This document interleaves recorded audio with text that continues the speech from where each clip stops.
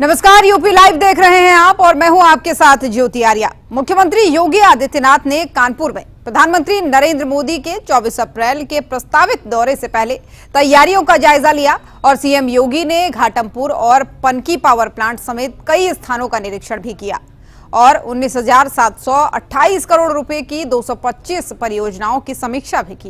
ये रिपोर्ट देखिए।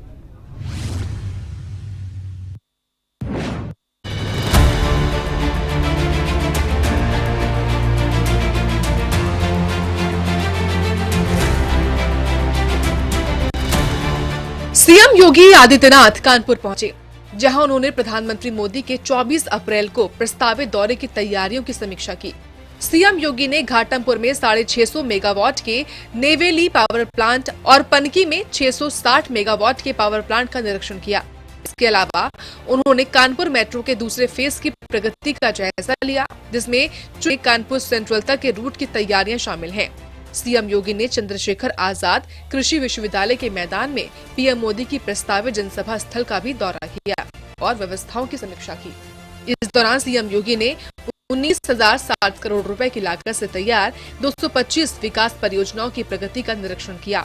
इन परियोजनाओं में बिजली, परिवहन, स्वास्थ्य और बुनियादी ढांचे से जुड़े प्रोजेक्ट शामिल हैं, जो कानपुर को विकास की नई ऊंचाइयों पर ले जाएंगे। सीएम योगी ने अधिकारियों को निर्देश दिए हैं कि पीएम के दौरे से पहले सभी तैयारियां पूरी की जाए। सीएम योगी ने कहा कि पीएम मोदी का ये दौरा कानपुर के लिए ऐतिहासिक होगा, क्योंकि ये परियोजनाएं शहर को औद्योगिक और शहरी विकास का हब बनाएंगी।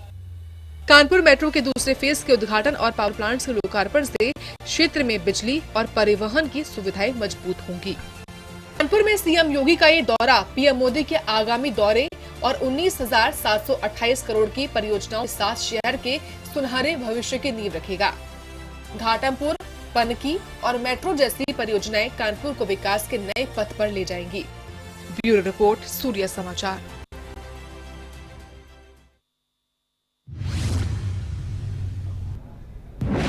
उत्तर प्रदेश के मुख्यमंत्री योगी आदित्यनाथ ने गोरखपुर के गोरखनाथ मंदिर परिसर में जनता दर्शन कार्यक्रम का आयोजन कर लोगों की समस्याएं सुनी और इसी के साथ ही उन्होंने मंदिर में रुद्राभिषेक कर पूजा अर्चना भी की। ये रिपोर्ट देखिए।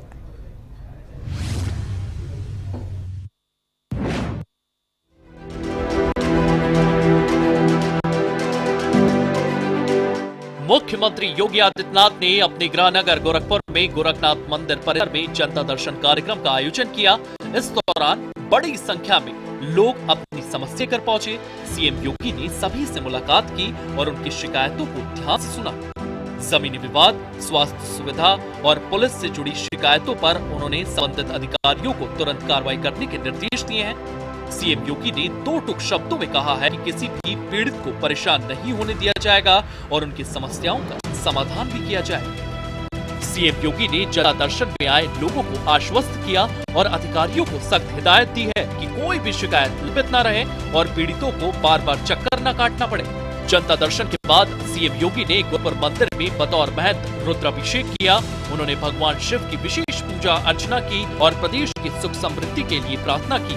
इस दौरान मंदिर परिसर में भक्तों का उत्साह देखते ही बन रहा था। योगी ने मंदिर की व्यवस्थाओं का भी जायजा लिया। गोरखनाथ मंदिर में सीएम योगी की ये परंपरा कई सालों से चली आ रही है। सीएम योगी आदित्यनाथ ने हरबंदा 4 लेन रोड परियोजना का निरीक्षण किया। इस दौरान सीएम योगी ने अधिकारियों को सख्त निर्देश भी दिए। राप्ती नदी से बाढ़ बचाव के लिए हावड़बंधा यहाँ पर बना हुआ है। दशकों से मांग होती थी, अगर पूर्वी उत्तर प्रदेश में कहीं बाढ़ आ जाती है तो गोरखपुर महानगर एकमात्र केंद्र होता है जहां से बचाव के कार्य होते हैं। वह सड़क मार्ग से या फिर वायुसेना के माध्यम से ये सभी कार्य सुगमता पूर्वक संपन्न हो पाते हैं। लेकिन दशकों से मांग हो रही थी कि सिटी के बचाव के लिए उचित उपाय किए जाएं। याद करिए 2017-18 में इसी क्षेत्र में, इसी हावड़ तटबंध पर जब राप्ती नदी का लेवल उठ रहा था, तब बाढ़ से बचाव के लिए अत्यंत संवेदनशील स्थिति बन गई थी। काफी मशक्कत के बाद उस तटबंध को बचाया जा सका था। और आज बाढ़ बचाव के साथ साथ गोरखपुर के अंदर यातायात की बेहतरीन व्यवस्था के लिए जिन्हें बाहर निकलना है, वे बाहर हावड़ बंधा से डोमिनगढ़ में पहले रेलवे लाइन पर कोई भी व्यवस्था नहीं थी। इस पार से हावड़ बंधा से माधोपुर तटबंध की ओर नहीं जा सकता था व्यक्ति। अब एक व्यवस्था बनाई जा रही है कि ट्रांसपोर्ट नगर से लेकर के डोमिनगढ़ तक ये 4 लेन की सड़क होगी। फिर डोमिनगढ़ में एक रेलवे ओवरब्रिज का निर्माण हो रहा है और फिर वहां से हावड़ बंधा के बाद माधोपुर तटबंध को भी 4 लेन के साथ जोड़ते हुए महेसरा को जोड़ने की कार्रवाई होगी। तो महेसरा तक के पूरे उसको बाहर से 4 लेन की एक बेहतरीन कनेक्टिविटी गोरखपुर को मिल जाएगी। और सिंचाई विभाग भी साथ में सहयोग कर रहा है कि अगर कहीं पे कोई रेगुलेटर है तो बरसात के पहले उस रेगुलेटर को ठीक कर ले, जिससे सिटी के अंदर कहीं भी जल जमाव की समस्या का समाधान न हो पाए, तो उसका समाधान हो जाए और कोई भी जल जमाव की समस्या सिटी के अंदर न होने पाए। इसके लिए जो 3 बड़े कार्य यहां पर दिए जा रहे हैं, इनमें गोरखपुर राजघाट पुल से लेकर के डोमिनगढ़ तक ये लगभग 4 किलोमीटर से अधिक का 4 लेन बनेगा। 195 करोड़ रुपए की लागत से यह मार्ग बन रहा है। ऐसे ही डोमिनगढ़ से माधोपुर तटबंध होते हुए और ये महेसरा तक जाएगा। यह लगभग 10 किलोमीटर से ऊपर होगा। 10 किलोमीटर 200 मीटर का यह मार्ग होगा। यहां लगभग 380 करोड़ रुपए इसमें खर्च होंगे। और डोमिनगढ़ में एक रेलवे ओवरब्रिज का निर्माण होगा जिस पर 132 करोड़ रुपए लागू खर्च होंगे। यानी कुल 700 करोड़ से ऊपर का यह कार्य आज इस क्षेत्र की जनता के लिए स्वीकृत किया गया है, जिस पर युद्ध स्तर पर कार्य चल रहा है। मुझे पूरा विश्वास है। गोरखपुर में सीएम योगी आदित्यनाथ का जनता दर्शन और गोरखनाथ मंदिर में रुद्र अभिषेक उनकी जनसेवा और आध्यात्मिकता का अनोखा संगम है। ये दौरा न केवल लोगों की समस्याओं के समाधान का जरिया बना, बल्कि गोरखपुर की आस्था और विकास के प्रति उनकी प्रतिबद्धता को भी दर्शाता है। ब्यूरो रिपोर्ट, सूर्य समाचार। और लखनऊ में केंद्रीय रक्षा मंत्री राजनाथ सिंह ने सुलभ इंटरनेशनल के संस्थापक डॉक्टर बिंदेश्वर पाठक की प्रतिमा का अनावरण किया और इस दौरान उन्होंने डॉक्टर पाठक के स्वच्छता के क्षेत्र में योगदान और स्वच्छ भारत मिशन की सफलता की जमकर तारीफ की। ये रिपोर्ट देखिए।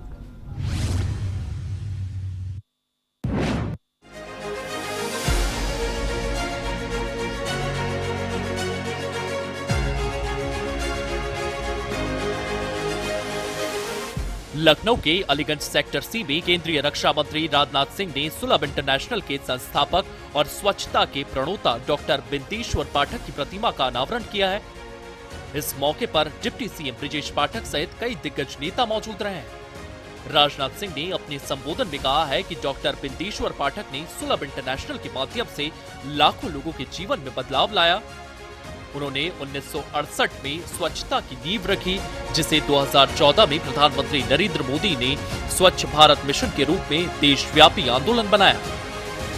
स्वच्छता ही सेवा है, यह महात्मा गांधी जी का विचार था, जिसे आप सभी लोग अच्छी तरह परिचित हैं। महात्मा गांधी के इस विचार कि स्वच्छता ही सेवा है, उसको सचमुच यथार्थ में मूर्त रूप देने का काम यदि किसी ने किया है तो हमारे स्वर्गीय श्री बिंदेश्वर जी पाठक ने किया है। गांधी जी का नाम तो बहुत लोग लेते हैं, लेकिन उनके बताए गए रास्ते पर चलने वाले बिरले ही लोग आपको मिलेंगे। अब यह प्रेरणा उनको कैसे प्राप्त हुई है, यह भी अपने में बहुत महत्वपूर्ण है। और मैं उस कहानी को बहुत विस्तार में नहीं ले जाना चाहता।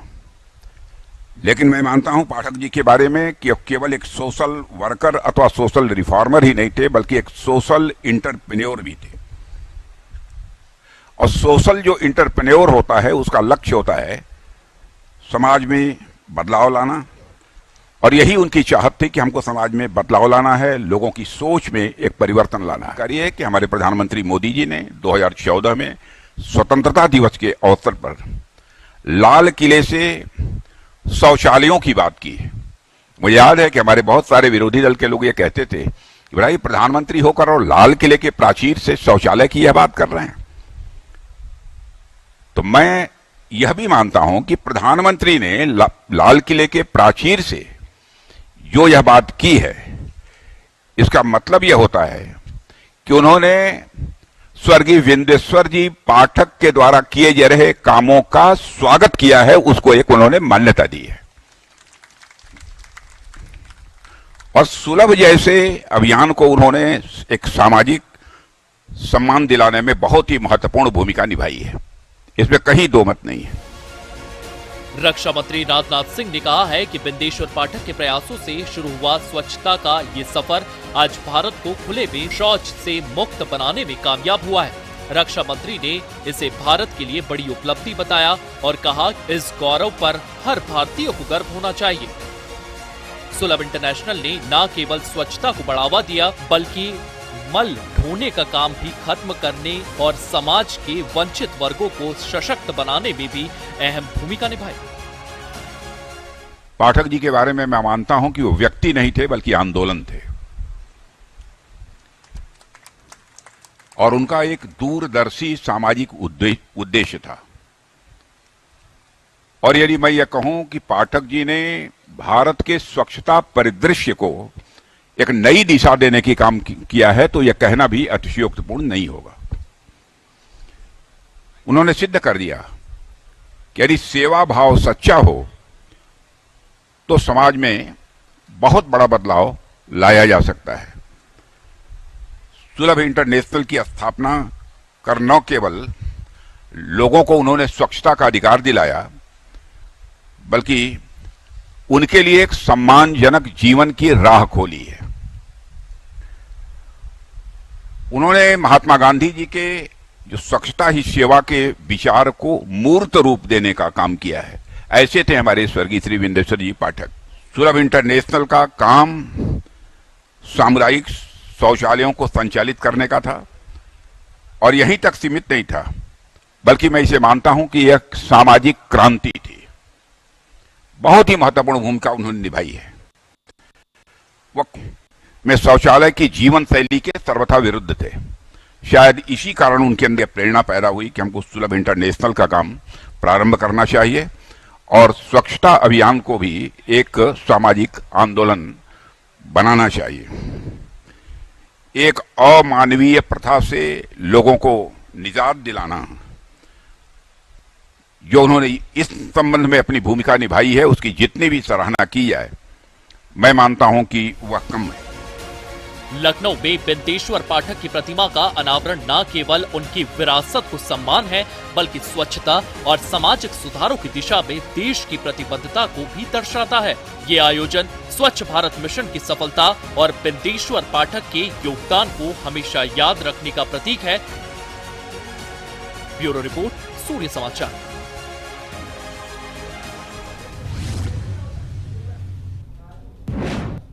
और अयोध्या धाम रेलवे स्टेशन पर अब राम मंदिर की भव्य आकृति और विश्व स्तरीय सुविधाओं के साथ ही श्रद्धालुओं का स्वागत कर रहा है। स्टेशन पर भगवान राम की 40 फीट ऊंची प्रतिमा और आधुनिक सुविधाएं इसे आस्था और आधुनिकता का अनूठा संगम बना रही हैं। इस रिपोर्ट में देखिए।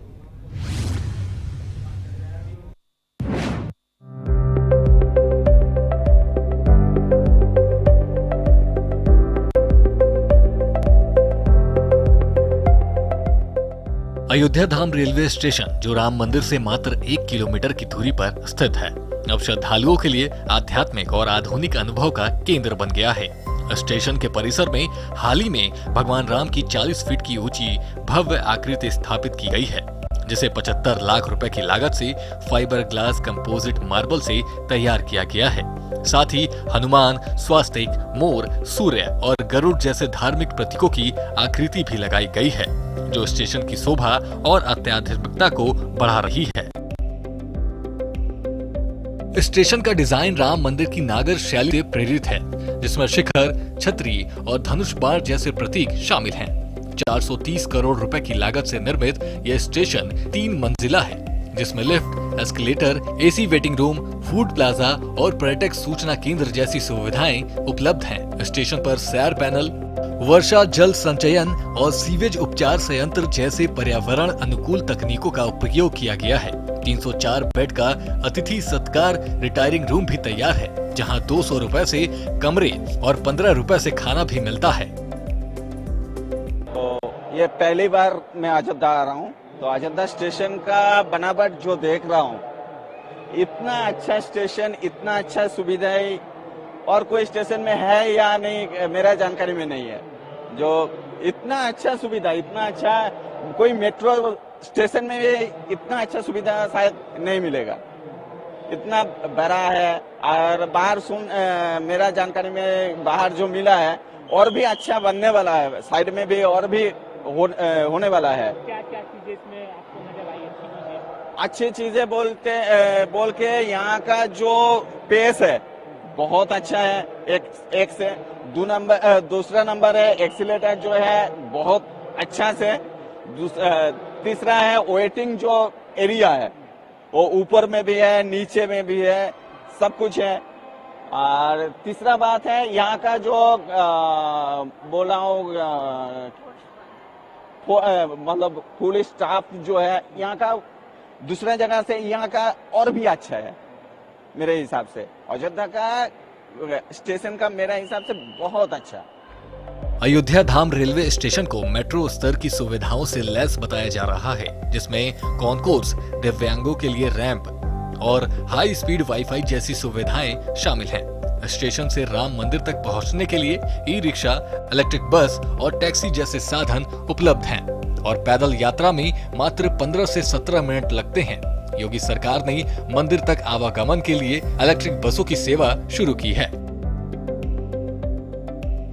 अयोध्या धाम रेलवे स्टेशन राम मंदिर की भव्य आकृति और आधुनिक सुविधाओं के साथ श्रद्धालुओं के लिए आस्था का नया केंद्र बन गया है। यह स्टेशन न केवल अयोध्या की आध्यात्मिकता को दर्शाता है, बल्कि विश्व स्तरीय सुविधाओं के साथ राम भक्तों की यात्रा को सुगम और यादगार बना रहा है। ब्यूरो रिपोर्ट, सूर्य समाचार।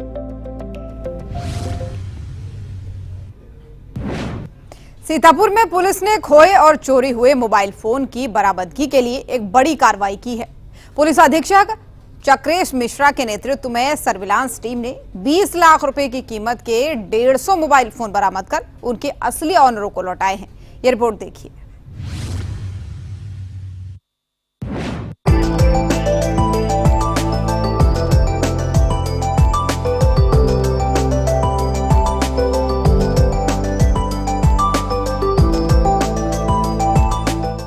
उत्तर प्रदेश के सीतापुर जिले में पुलिस ने ऑपरेशन मुस्कान के तहत बड़ी सफलता हासिल की है।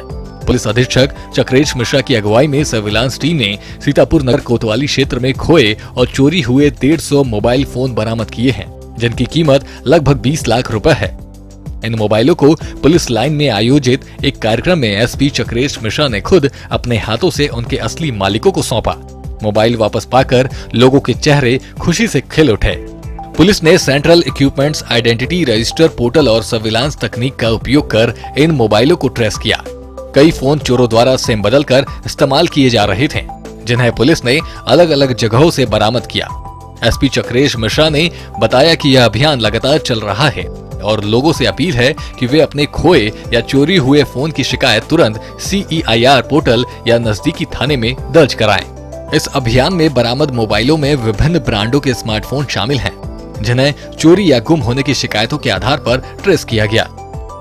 स्थानीय लोगों ने पुलिस के इस कार्रवाई की जमकर तारीफ की और कहा कि खोए फोन की उम्मीद छोड़ चुके थे, लेकिन पुलिस की मेहनत ने उनकी मुस्कान लौटा दी। सीतापुर में पुलिस अधीक्षक चक्रेश मिश्रा के नेतृत्व में 150 मोबाइल फोन की बरामदगी ने लोगों में पुलिस के प्रति भरोसा बढ़ाया है ऑपरेशन मुस्कान के तहत ये कार्रवाई न केवल तकनीकी दक्षता को बताता है, बल्कि जनता की सेवा के प्रति पुलिस की प्रतिबद्धता को भी बताती है। ब्यूरो रिपोर्ट, सूर्य समाचार।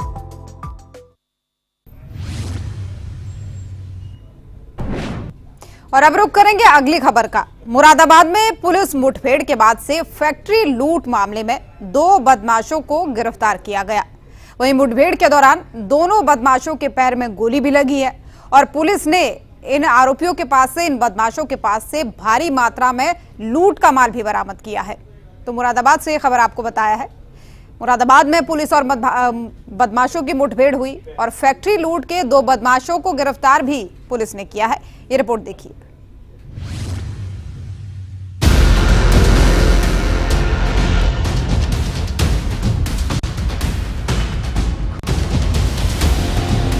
मुरादाबाद के कटघर थाना क्षेत्र में 19 अप्रैल की रात पुलिस और बदमाशों के बीच मुठभेड़ हुई। ये मुठभेड़ उस समय हुई जब सीओ कटघर और एसएचओ कटघर की टीम पीतल नगरी के आसपास चेकिंग कर रही थी। पुलिस को एक बाइक पर 2 संदिग्ध दिखे। जब पुलिस ने उन्हें रोकने की कोशिश की तो बदमाशों ने फायरिंग शुरू कर दी और जवाबी कार्रवाई में पुलिस की गोली से दोनों बदमाश घायल हो गए। घायल बदमाशों की पहचान शकीबुल और वारिस के रूप में हुई है। दोनों पंडित नगला के रहने वाले हैं और पुलिस ने 3,70,000 रुपए नकद और लाइसेंसी रिवॉल्वर बरामद किया है। ये दोनों 16 अप्रैल को कटघर थाना क्षेत्र के जिगर कंपाउंड में रियल एस्टेट कारोबारी हाफिज शमशुर रहमान के घर हुई 15 लाख रुपए की 85 ग्राम सोने के जेवरात और रिवॉल्वर की लूट में शामिल थे। 2 साथी मौके से फरार हो गए, जिनकी तलाश में पुलिस छापेमारी कर रही है। एसपी सिटी रणविजय सिंह ने बताया कि मुठभेड़ के बाद घायल बदमाशों को जिला अस्पताल में भर्ती कराया गया है। पुलिस ने सीसीटीवी फुटेज की मदद से बदमाशों का पता लगाया। इस घटना ने इलाके में सनसनी फैला दी थी और अब पुलिस की इस कार्रवाई से स्थानीय लोगों में राहत की सांस आई है। पुलिस ने फरार बदमाशों की गिरफ्तारी के लिए टीमें भी गठित की हैं। पीतल नगरी के आसपास चेकिंग कर रहे थे, तभी प्लेटिना बाइक पे 2 व्यक्ति संदिग्ध दिखे और उसको रोक करके चेक करने का प्रयास किया गया। ये दोनों वहां से भागे। उसके बाद इनकी घेराबंदी की गई। इन्होंने पुलिस की टीम पर अटैक किया, जवाबी कार्रवाई हुई। इसमें ये दोनों घायल हो गए। इन लोगों को तत्काल वहां से हम लोगों ने मछरिया रोड के पास से हॉस्पिटल शिफ्ट किया है। इनसे पूछताछ की गई है। उसमें एक ने अपना नाम उवेश बताया और दूसरा ने अपना नाम विशाल उर्फ कोरोना बताया। ये दोनों पीतल नगरी के रहने वाले हैं और इनके पास एक पिट्ठू बैग था। उस पिट्ठू बैग से 4,82,000 रुपए और एक रिस्ट वॉच, 5 सिक्के और 2 कंटीमेट पिस्टल, उसके बाद कुछ लाइव कार्टिजेस, कुछ कोका कार्टिज वहां मौके से बरामद हुआ है। एक बाइक जो बाहर में कहीं रजिस्टर्ड है वो बाइक बरामद हुई है, प्लेटिना। और इन लोगों से जब पूछताछ की गई तो उन्होंने ये स्वीकार किया कि 15/16 की रात में जो पीतल नगरी में लूट हुई थी, उस लूट में ये लोग शामिल थे। उस घटना के 2 व्यक्ति पहले जेल जा चुके हैं और उनसे भी कुछ उस घटना में लूटी हुई माल रिकवर की गई थी। आज ये रिकवरी इनसे हुई है और इसमें इनको भी दोनों को जेल भेजा जा रहा है। इस घटना में शामिल 4 अपराधी अब अकाउंट फॉर हो गए हैं और इसमें अग्रिम वैधानिक कार्रवाई की जाएगी। मुरादाबाद में पुलिस की इस मुठभेड़ ने फैक्ट्री लूट मामले में बड़ी सफलता दिलाई है। 2 बदमाशों की गिरफ्तारी और लूट के सामान की बरामदगी से पुलिस ने अपराधियों में खौफ पैदा किया है। फरार बदमाशों की तलाश जारी है और पुलिस का कहना है कि जल्द ही उन्हें पकड़ लिया जाएगा। ब्यूरो रिपोर्ट, सूर्य समाचार। तो यूपी लाइव में फिलहाल के लिए मेरे साथ बस इतना ही। देश और दुनिया की बाकी खबरों के लिए आप देखते रहिए सूर्य समाचार। नमस्कार।